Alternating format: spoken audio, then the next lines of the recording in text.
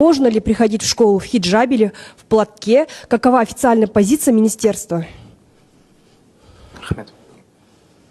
Вы прекрасно знаете, действующим законодательством Республики Казахстан закреплены все необходимые правовые нормы обязательной школьной формы. И школа на основе своих уставов внутренних, которые, значит, закреплено законодательным актом, они должны требовать строгого соблюдения школьной формы в школах. Поэтому я, пользуясь даже данной ситуацией, хотел бы предупредить, что есть законодательная база, где родители могут влечь установленным законом ответственность за нарушение школьной формы в школах.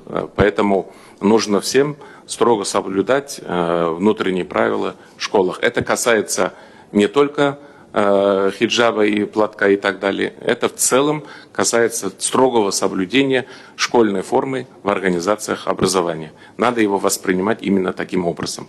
То есть в школу нельзя приходить в хиджабе? В школе необходимо строго соблюдать школьную форму.